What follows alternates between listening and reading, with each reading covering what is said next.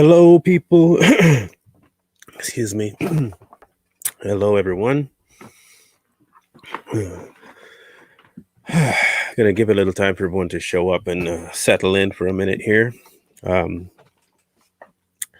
is going to be more of a philosophical discussion than anything else today. So please feel free to check in, share on your Facebook so we can get the crowd up. I'm still banned from live on Facebook until, let me see, for another 20 days, I think, or 18 days. So if you guys can share, I have it up on my other Facebook. So you can look on it there as well, for those who need Facebook.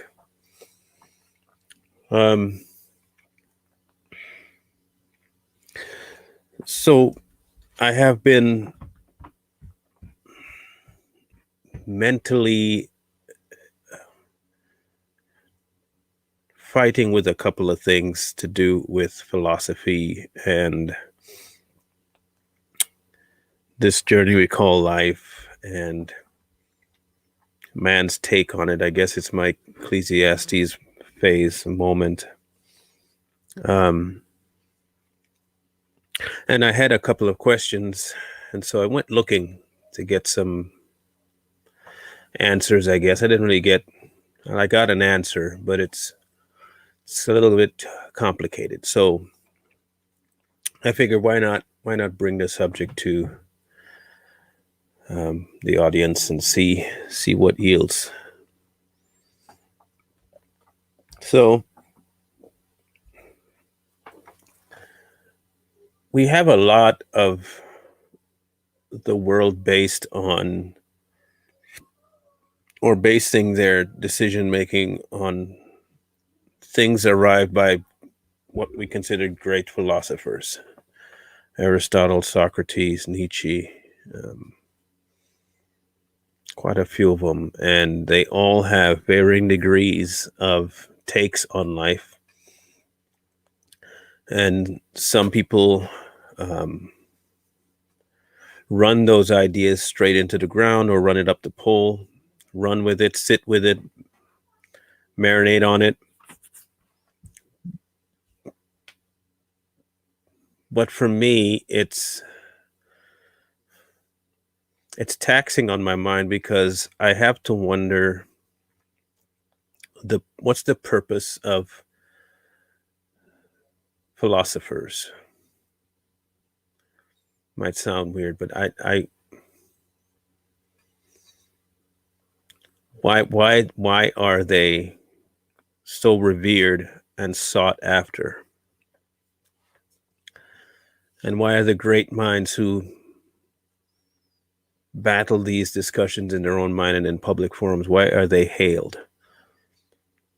I look at people like Jordan Peterson, who is a brilliant mind, no questions.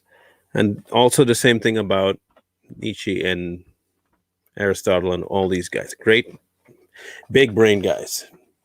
Critical thinkers, yes. But what good is critical thinking if it's only based on the attempt to disassociate oneself from God? Because I have a suspicion that is really what it comes down to, is man's attempt to find explanation, joy, peace, contentment, meaning outside of God. What can man do to achieve for man something that man can say he achieved?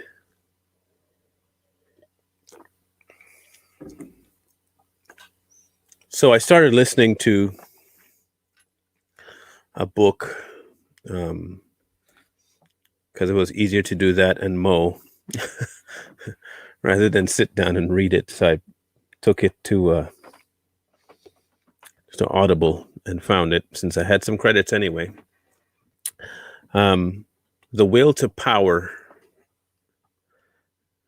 by Nietzsche, and it was a little bit eye-opening, although I knew he was leaning towards more the nihilist way of thinking. But to hear that that was his be-all and end-all type of kind of idea, that is pretty much the meaning of it, pretty much everything is meaningless kind of deal. But ironically, Solomon kind of came to the same progression of thought, but his didn't end there. That was not his end. So I want to run down a couple of things here.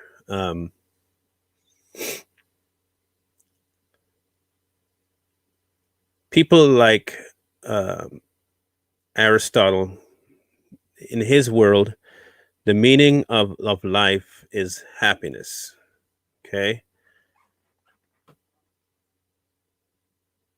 Nietzsche, nothing's meaningful. You have C.S. Lewis, where it's happiness, pain. All of it is exploration of life. If it's not explored, it's not really living. The same thing with Socrates.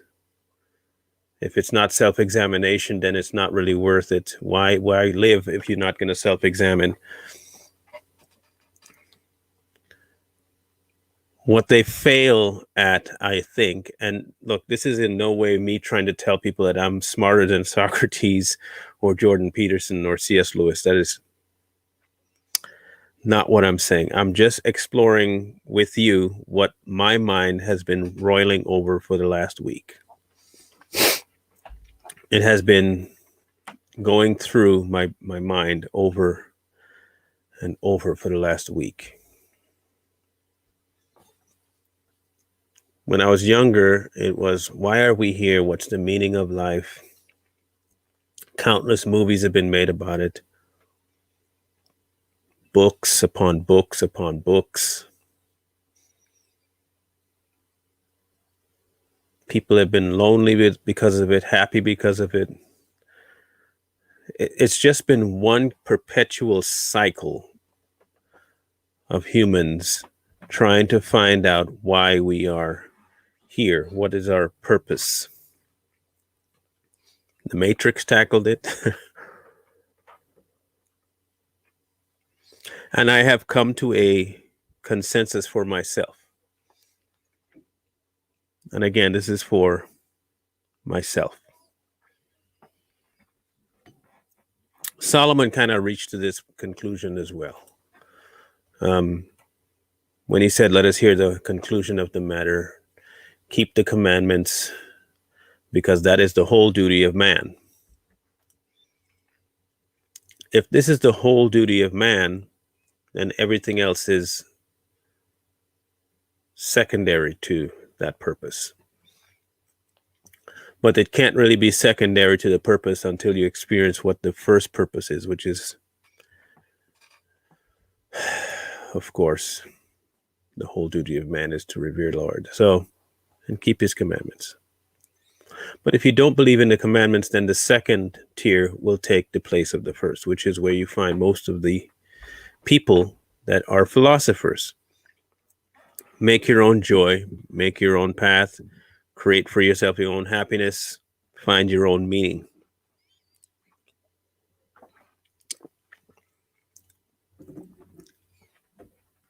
I have a suspicion that this all comes down to Satan's attempt to remove God from the picture totally. Just a different way. You can find meaning, you can find happiness outside of that guy. In fact, that is the whole purpose, is to search yourself and find happiness within yourself so that you don't need any outside influences to make you happy. And he harps on happy instead of joy, and he harps on happy instead of peace. And when he does harp on peace, it's peace that you create as opposed to peace as a person.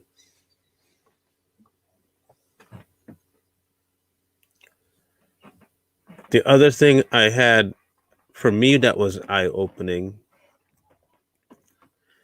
is that my opinion of God does not change who God is or what he is or what his role is in my life at all. There is no law that he has given that requires me to believe in him. There is no law that stops me from not believing who he is. He doesn't force it on me.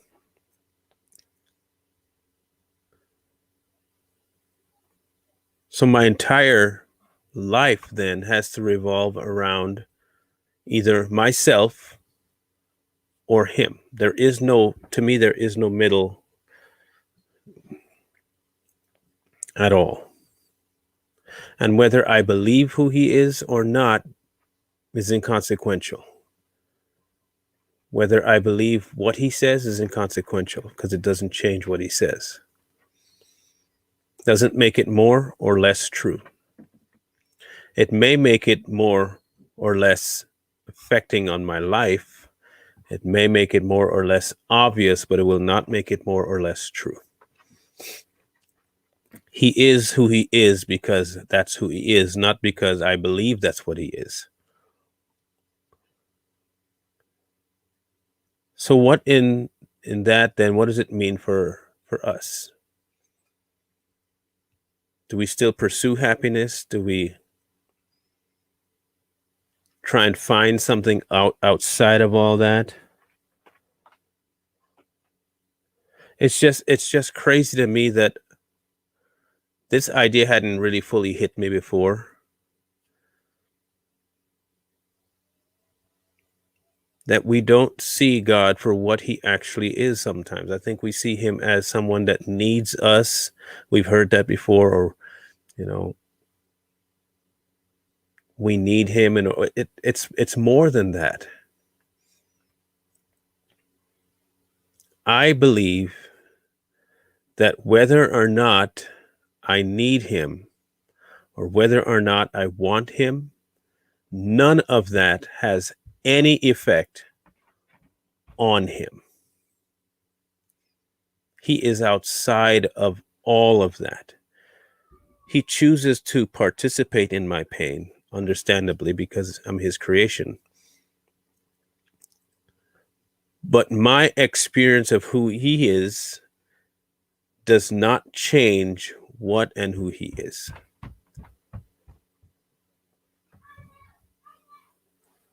Hold on.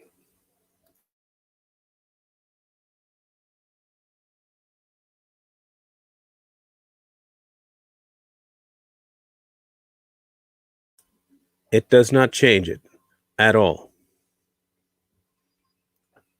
And so when we start to realize certain things about how life really works, let's take an example. Death. We know death comes to everybody. The question I have is how you react to death. How do you react to life? How do you react to any of it? Do you blame God when someone dies? Do you say he no longer exists because, or you get angry? And I was watching this movie, God's Not Dead. Or, yeah, I think it's God's Not Dead. And people get angry at a so-called non-existent God because he allowed certain things, but you say he doesn't exist. That kind of mindset. We are quick to blame something when we're angry that we may say that we don't believe exists, but you can't blame it if it doesn't exist. So in your heart, you know it exists. So what do you do with that information? What exactly do you do with that?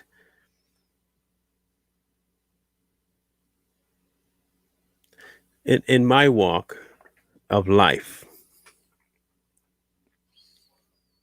I have found that the biggest obstacle I face is my overthinking things. And what it puts me in is a place where I believe that my behavior affects God's ability to do what God does. like somehow I am so grandiose that I am so much of an impacting person on God's life that when I do something, his behavior changes,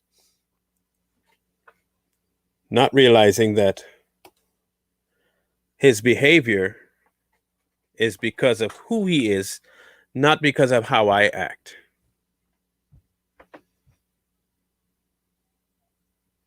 My actions, however, will always be dictated on how I see him, because he's not basing his behavior on my actions. He is basing his behavior on him. He can only be one thing. Myself, however, I have two natures working in me, and I flip flop a lot. I go back and forth all the time, indecisive. And I put that same mindset as though that's how God behaves.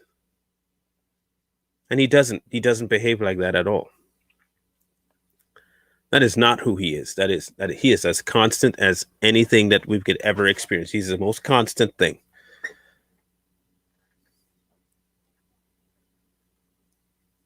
So when I see philosophers adding their human takes to life, it tells me that they have one purpose and one purpose only, because it's sent to them by the person whose purpose is the same thing, is to create for themselves the absence of God by putting themselves in the position of God.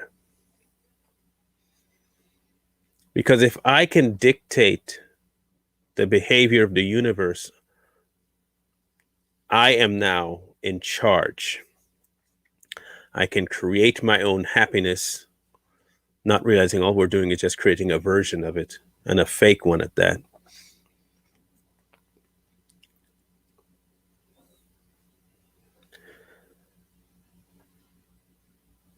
I was talking to my wife about starting a philosophy degree, and I was going to do it. And then this concept hit me. Like, why? All I'd be doing is trying to counter what I know to be true. And I don't need to counter that. It's pointless. Or as Solomon would say, it's meaningless. Everything is meaningless.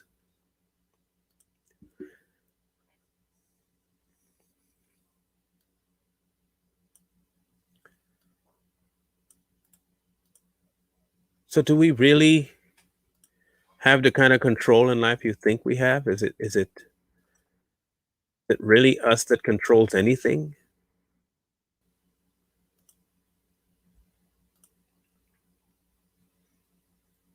This is what Solomon says in Ecclesiastes 12:13. Now all has been heard. Here is the conclusion of the matter. Fear God and keep his commandments, for this is the duty of all mankind.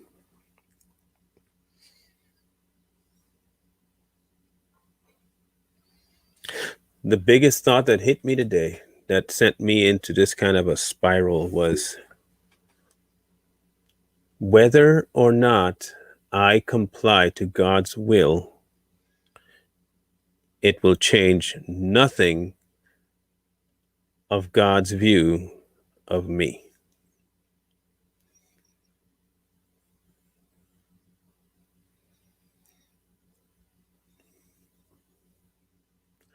Because in the grand scheme of things, I really have no clue how he views me outside of what he says. If I'm covered, he's not viewing me, he's viewing his son. When I'm not covered, he's viewing sin. Does that make sense? When I'm covered by his son, he's seeing his son. When I'm not covered by his son, he's seeing the sin.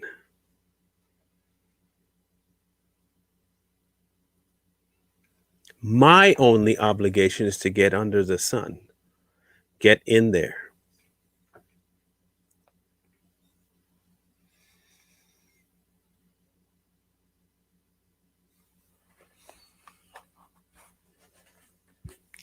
If he knows my heart, then he knows how tumultuous it is inside there. Paul said that the things I want to do, those are the things I don't do, and the things I don't want to do, those are the things I find myself doing. Now, how exactly are you supposed to square that circle with a perfect God? How exactly do you square that circle with a perfect God?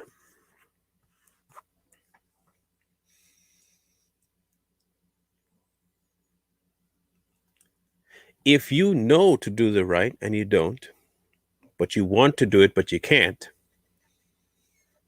and when you do, you still falter, how do you square that? Which is why it came to me that he does not watch me. I am like a blank canvas that one person paints on and another person paints on. And when I am born, because initially my canvas was painted by God, not me, but man's canvas was painted by God. Another person came and painted over.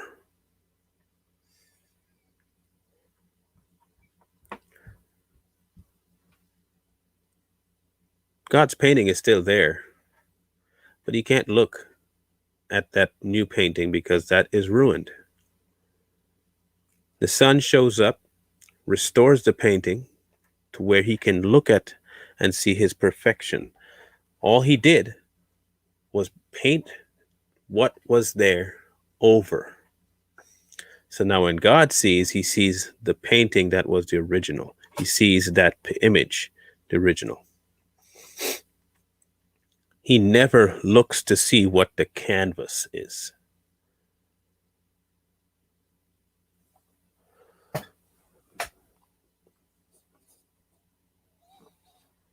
Who you allow to paint on your canvas is entirely up to you.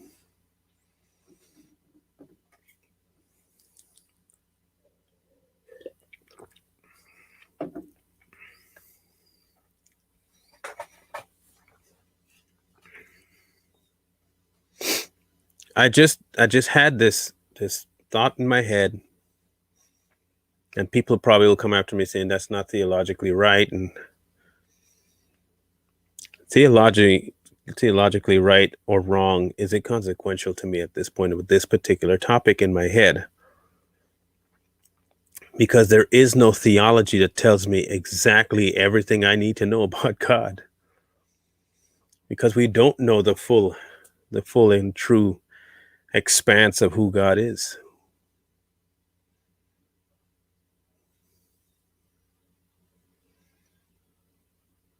But if I were to go on perfection, and I know I am far from it, and his Son was the only real representation of perfection, and he told me that he looks at me as though his Son is standing in front of me, and he's looking at perfection. My goal and job is to stay behind the Son.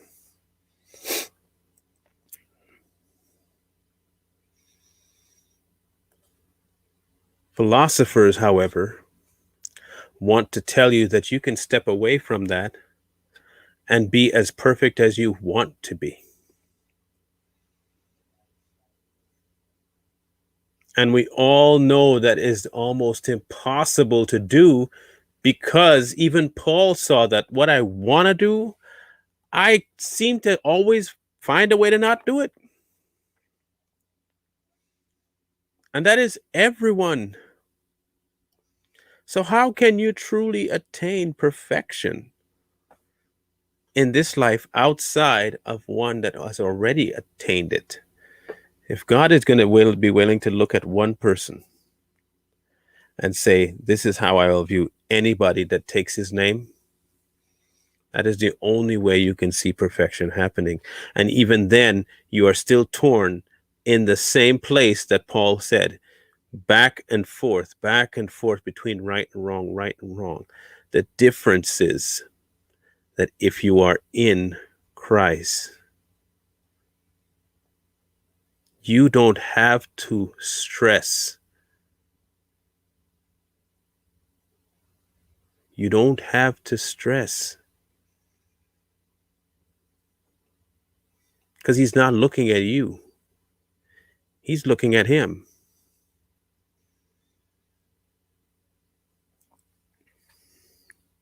The choice that you are given is to be seen that way.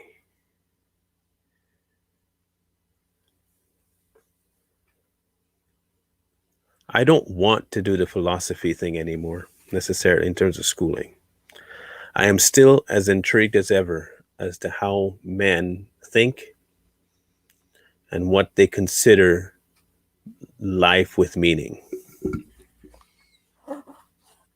Because I am always torn between my meaning of life is I have to contribute something, I have to be in charge of something, I have to lead, I have to, all these things I list down of things that I have to do in order to find meaning. And yet, none of those things affect God. None of them affect God.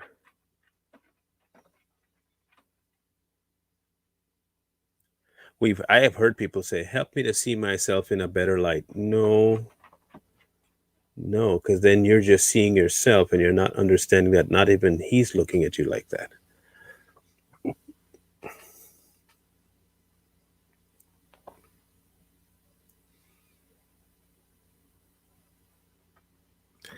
My prayer should be, I don't want to see me anymore. I just don't want to see anything to do with me. I don't want to see me. Help me to see you. And if I see you, I won't be focused on me. Because not even he is focused on me. If he is placing me in perfection, it is not that I am now perfect. I just am in perfect. It's another analogy, house. I could be dressed the most shabby possible way. And I will think, oh, I deserve to live in a house like this because of how I am. I smell, I'm poorly dressed. And then he comes along, God comes along and says, no, I'm going to put you in a perfect house. And now every time I walk by this perfect house, I know that my child is in that perfect house. That's all it is. His child is in that perfect house. His house. It does not matter how I see me. He sees me in his house. He brought me into his house. I am in his house. And anybody driving by that house sees a perfect house. And the person that lives there is now reflected in that house. And vice versa. Because we are in shambles outside of that house, it doesn't matter how nicely you try to dress yourself, you're still in a cardboard box. You're still going to enter a cardboard box, wet, damp, dirty, on the street corner, because you placed yourself in a sinful house. You're covered still by sin. It's not his perfect house. You could literally be in rags, dirty, rotten. When he puts you in that house, you get all the benefits of that house. Shower, clean sheets, bed, maid, food every day, because it's a perfect house. Eventually, what you'll see happening is that you start to reflect the house you live in. You start to dress better. You smell better. Your hair's always kempt. Your teeth always are brushed. Everything about you looks just like the house you live in. But no matter how nicely you dress in a cardboard box in a dirty alley, every time you go home, no matter how nice you try to dress up, that house will eventually infect how you look. because there's nothing for you to get clean in. You can't clean up yourself. You can't look good.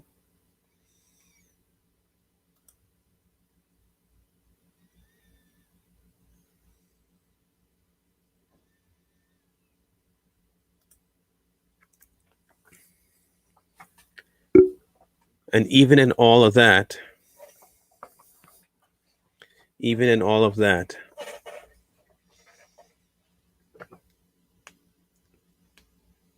none of it affects him,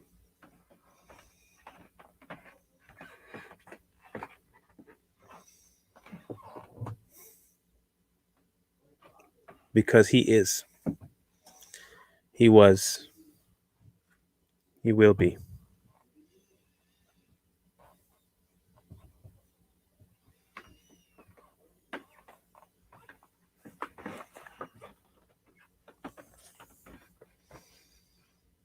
I just I just wonder sometimes how much we lose by focusing on the wrong thing.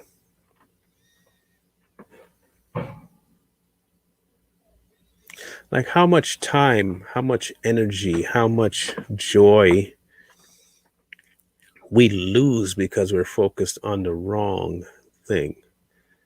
Because we're trying to make, when we don't realize joy is a person, happiness is a person, love is a person, peace is a person, and it is not us. Doesn't matter what we do, how much we do, it is not us.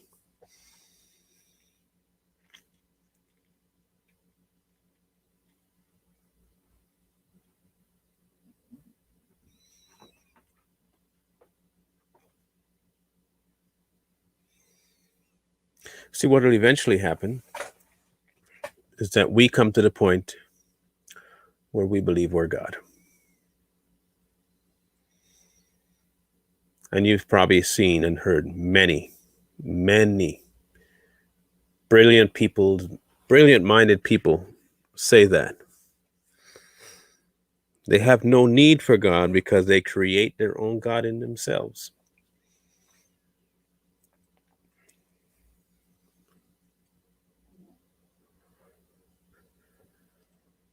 And you get the nihilist,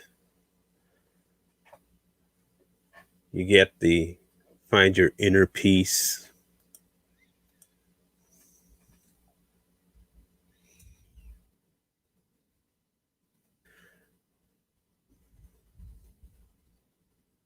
It's just crazy.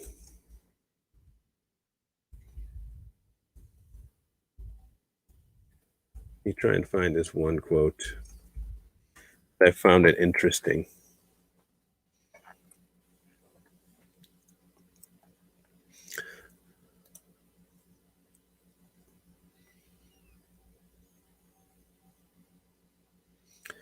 So here is the Dalai Lama's idea. We are visitors on this planet. We are here for 90 or 100 years at the very most.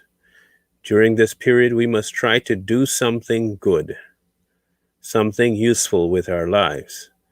If you contribute to other people's happiness, you will find the true goal, the true meaning of life. In case you missed it, the number one focus of that entire statement was self. Be useful and be happy.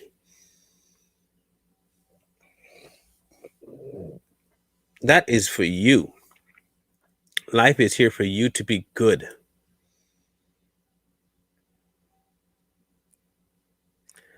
And you hear people say it all the time, but I lived a good life. I'm a good person, and that's all that matters. I'm nice to this person, I'm nice to that person.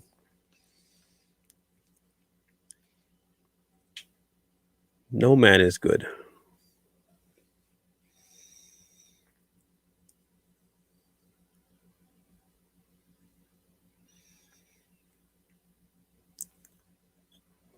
So my synopsis is this: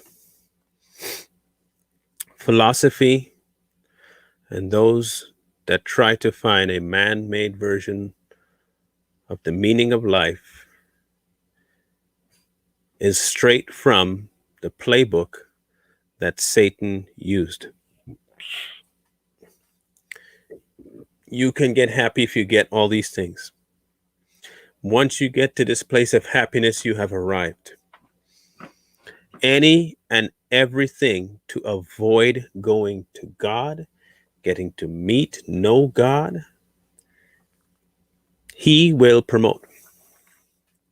It doesn't matter how many branches of thought you find, as long as none of them lead back to you accepting God's view, He's happy and He wins.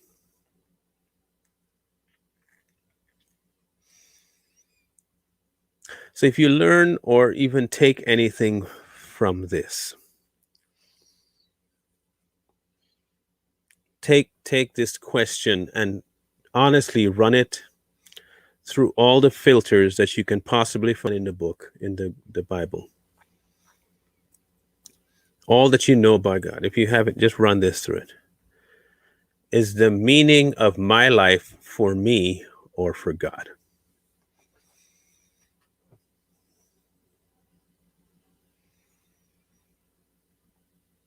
Is the meaning of my life for me or for God? Because if it's for God, then it doesn't matter how happy I am in this life.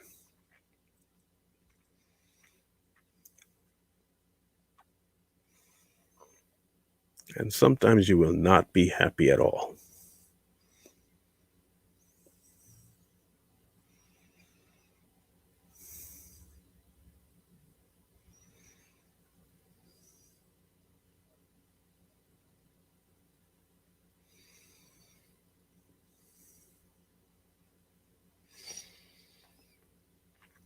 Sometimes life is just not happy.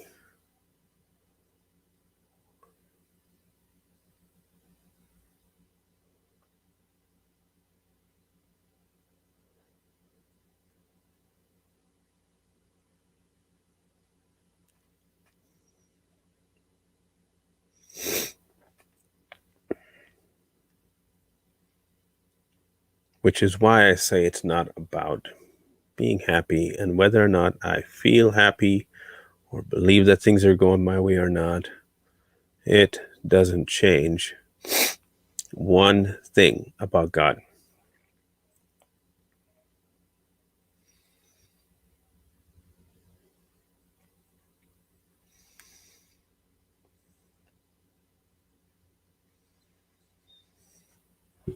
Anyway,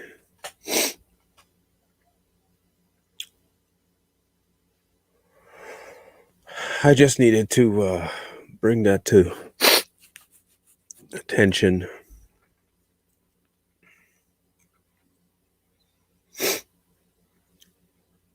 Because of what my brain was going through.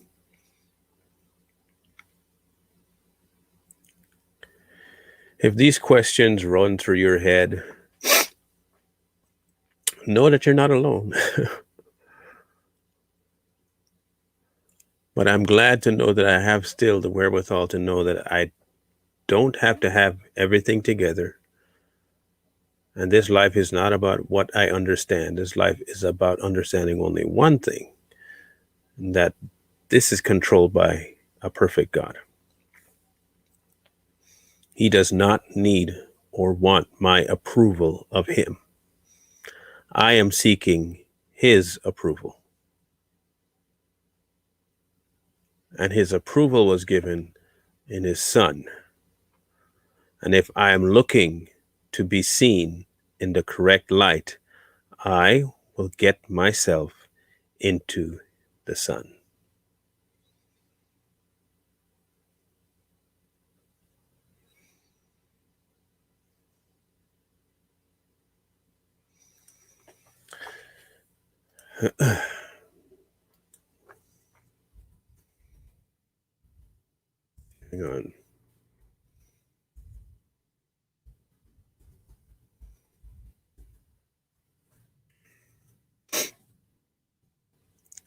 I always tell you to find wisdom. Sometimes wisdom shows up in realizing how not wise you are.